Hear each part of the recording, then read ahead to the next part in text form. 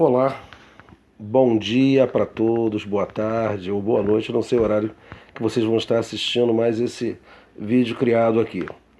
Vamos seguir com os nossos gêneros literários e hoje nós vamos dar prosseguimento, né, e vamos trabalhar aqui exatamente com uma outra modalidade de gênero, tá? Não esquecendo aqui, fazendo aquela ressalva, né, que os gêneros literários são três, os criados lá pelos gregos: lírico, épico e dramático. Nesse nosso vídeo de hoje nós vamos tratar especificamente aqui do gênero dramático. Retomando aqui para vocês não esquecerem, gênero lírico tem a presença do eu lírico, que é a voz que fala nos poemas, né, nos textos de uma forma mais clara para a gente. Tá legal? E o gênero lírico é aquele que expressa o quê? Estados de alma, emoções, sentimentos, entre outros elementos aí, e predomina a primeira pessoa.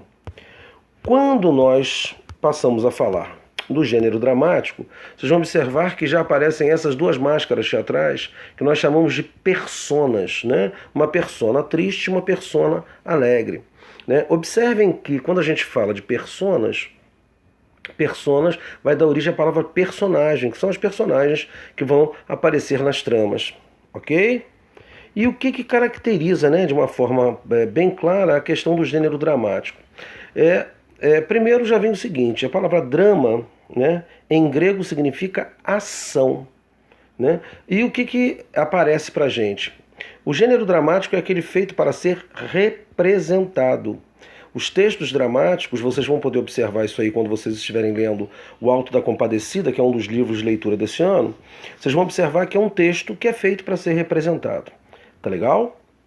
E não para ser lido somente, né? O gênero dramático se apresenta assim, olha só, com três eixos, né? Ele apresenta três elementos que são fundamentais: o ator, o texto e o público. Sem o que não há espetáculo teatral. O público é fundamental para que existam, para que ocorra o espetáculo teatral. Um ator e um espectador, já acontece o ato teatral, já acontece o evento dramático. Tá legal? Segundo aí Aristóteles ainda, é a palavra representada. Seguindo aqui, para nosso outro slide, vamos falar aqui do gênero que vai marcar inicialmente, né, o gênero dramático, que é o seguinte, que é a tragédia, né? Só para vocês entenderem aqui, olha só, é a representação de ações dolorosas da condição humana. No caso, são pessoas comuns. A ação visa provocar no espectador piedade e terror, terminando em geral de forma fatal. O objetivo era provocar a catarse ou purificação. As tragédias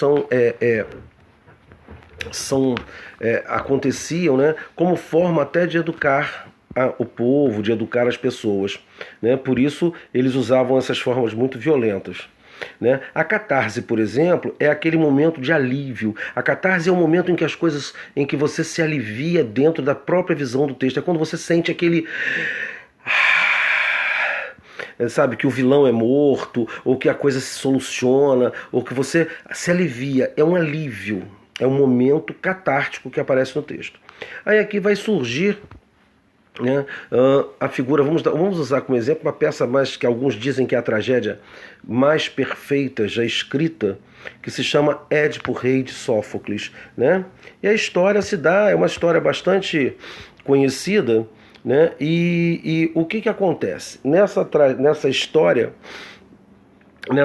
aí bastante conhecida, nós vamos ver o seguinte: o Édipo Rei, ele tem uma história bastante interessante, né? Porque ele vai ser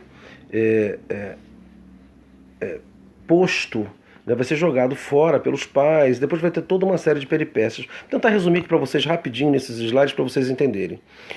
O oráculo de Delfos, né? O que era o oráculo de Delfos, né? É uma espécie de adivinhação da antiguidade clássica. É um local em que as pessoas usavam como se fosse fonte de adivinhação, ok? E aí a gente percebe o seguinte: no oráculo de Delfos, o que vai acontecer?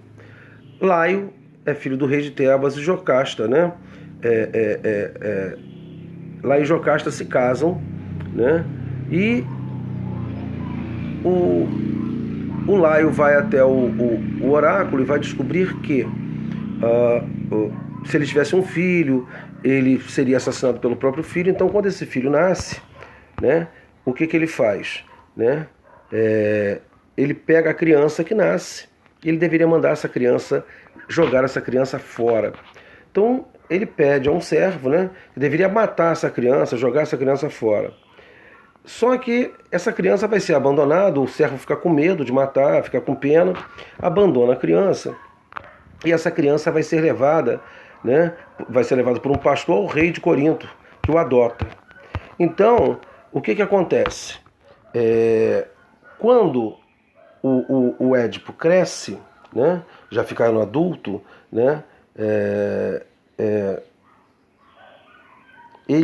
depois ele resolve que ele fica sabendo de toda essa maldição, e ele tenta fugir, ele sai e vai tentando fugir desse destino dele. Só que no caminho, ele não sabia, né, ele é maltratado por Laio, e que estava viajando também, ele acaba matando o próprio pai nessa viagem, né? E ao matar o próprio pai, observe que ele não sabia, né? E ele passa por uma esfinge, decifra uma esfinge, né? E decifra o enigma da esfinge e segue na sua caminhada, né? Ele vai ser aclamado, né, rei com a morte da esfinge, e ele acaba desposando Jocasta, né? E ele se torna o rei de Tebas. Porém, uma maldição aí recai sobre a cidade, né? Os deuses enviam uma peste, a cidade de Tebas fica por desobedecer o oráculo. Édipo, preocupado com a situação, envia seu cunhado Creonte, né, ao oráculo de Delfos para saber qual era a causa da peste que assolava a cidade de Tebas. E aí vem a resposta do oráculo. O que deveria acontecer, né? A resposta do oráculo foi que a cidade estava naquela situação por causa da morte do Laio. Então teria que liberar dessa situação. Édipo vai em busca do assassino de Laio, né? O que ele descobre, né? Que Pólibo e Meréope não eram seus pais. Seu verdadeiro pai era Laio e sua verdadeira mãe era Jocasta. Não suportando essa verdade, o que ele faz? Ele fura os olhos, e depois Édipo, aí ele vai seguir para ficar no exílio em Colona. Percebam só que ele vai se punir. Esse momento aí pra gente seria o momento catártico, né? O momento da catarse da situação, né? Porque o que acontece? É nesse momento catártico, quando ele vai, diríamos assim, descobrir toda a verdade, ele acaba se punindo por ter assassinado o pai e por ter tido relações com a própria mãe, né? Jocasta se mata, comete o suicídio, e Édipo fura os próprios olhos e vai ficar exilado em Colona. Ok? Essa é a estrutura dessa tragédia aí. O que é o complexo de Édipo, gente? Rapidamente para vocês entenderem, né?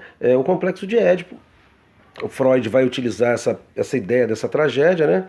É a preferência velada do filho pela mãe, ou seja, né? E de uma certa aversão pelo próprio pai. Daí essa ideia do complexo de Édipo. Tá legal? Essa ideia do complexo de Édipo, né, como a gente pode observar aqui, eu deixei aqui nesse slide para vocês, o complexo de Édipo é muito importante porque caracteriza a diferenciação do sujeito em relação aos pais. A figura do pai representa a inserção da criança na cultura, é a ordem cultural. A criança também começa a perceber que o pai pertence à mãe e por isso dirige sentimentos hostis a ele, né? Não esquecendo aí que o pai vai representar aí, de uma certa forma, a autoridade. Essa ideia do pai aí é a figura do, não necessariamente pai masculino, mas alguém que represente essa autoridade, tá? E seguindo aqui rapidamente, essa é a ideia da tragédia, né? E a comédia, né, gente? A comédia como a tragédia, de uma certa forma, vai mostrar essas purificações. E a comédia? Bem, a comédia vai trabalhar numa outra perspectiva, vai tentar trabalhar com personagens que apresentam comportamentos ridículos, que apresentam de forma satírica. Vocês têm um monte de programas aí na televisão, né, como Vai Que Cola, como esses humorísticos todos que aparecem aí, esses stand-ups, essas comédias. Isso é tudo a mesma ideia da comédia, que foi variando. A ideia é trabalhar com esses elementos aí, né? A tragédia, ela vai sempre se aproveitar de aspectos cotidianos, né, para provocar o riso aí. E vocês vão encontrar aí mais peças e mais peças sobre isso. O gênero dramático, então, gente, ele deixa pra gente aí como marca e vai apresentar também, pode trazer aí a tragicomédia também. O que é a tragicomédia? Onde a gente mistura elementos trágicos e cômicos. Assim, se nós pudermos observar, a realidade brasileira em vários momentos apresenta uma tragicomédia grátis para todo mundo. Ok? Então, por hora é só isso. Daqui a pouco mais, logo mais eu posto um outro material falando sobre o último gênero, que é o gênero narrativo. Obrigado e até o próximo vídeo.